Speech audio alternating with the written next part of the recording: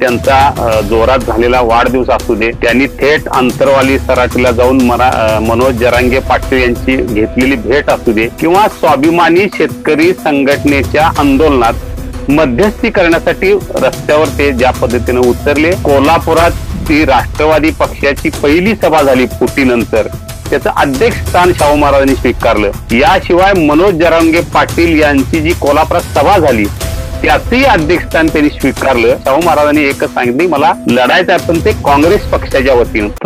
गेले 6 महिने महाविकास आघाडीच्या वतीनं श्रीमंत शाहू महाराज छत्रपती लढतील असे संकेत मिळत होते, पण ते प्रत्येक वेळी त्यांनी नकाराचा कायम ठेवला होता.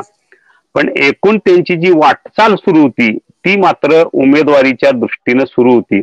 म्हणजे त्यांचा जोरात झालेला वाढदिवस असू दे, त्यांनी थेट अंतरवाली सराटीला जाऊन मनोज जरांगे पाटील यांची घेतलेली भेट असू दे, किंवा स्वाभिमानी शेतकरी संघटनेच्या आंदोलनात मध्यस्थी करण्यासाठी रस्त्यावर ते ज्या पद्धतीने उतरले, किंवा कोल्हापुरात जी राष्ट्रवादी पक्षाची पहिली सभा झाली फुटीनंतर, त्याचं अध्यक्ष स्थान शाहू महाराजांनी स्वीकारलं. याशिवाय मनोज जरांगे पाटील यांची जी कोल्हापुरात सभा झाली त्याचंही अध्यक्षस्थान त्यांनी स्वीकारलं. आणि एकूणच ह्या सगळ्या घडामोडीतनं आपण लोकसभेसाठी इच्छुक हे घडामोडीतनं ते दाखवत होते, पण प्रत्यक्ष तोंडी मात्र माझा काही संबंध नाही लोकसभा निवडणुकीत असं सांगत होते. पण गेल्या 15 दिवसात मात्र त्यांनी अप्रत्यक्ष पद्धतीनं लोकसभेसाठी आपण इच्छुक आहे आणि काँग्रेसकडनं आपल्याला उमेदवारी हवी आहे हे स्पष्टपणे दाखवून दिलं. त्यामुळे ही जागा, कोल्हापूरची जागा, ही खरं तर शिवसेना ठाकरे गटाच्या हक्काची, कारण गेल्या अनेक वर्षे कोल्हापूरच्या जागेवर शिवसेना लढते.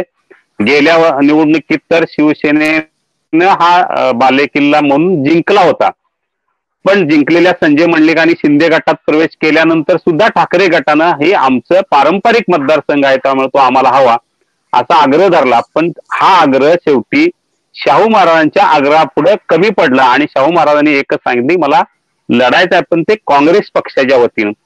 त्यामुळं उद्धव ठाकरे साहेबांनी ही जागा कोल्हापूरची सोडली. त्या बदल्यात त्यांनी सांगलीची जागा मागितली आणि आता सांगली संदर्भात वरिष्ठ पातळीवर चर्चा सुरू आहे. याचा अर्थ गेल्या महिनाभरात ज्या काय हालचाली त्यातून शाहू महाराज छत्रपती हे काँग्रेसच्या चिन्हावर कोल्हापुरातून लढणार हे निश्चित आहे. त्या दृष्टीनं त्यांची संपूर्ण तयारी, व्यूहरचना, रणनीती सुरू झालेली आहे आणि कार्यालय सुद्धा सुरू झाले.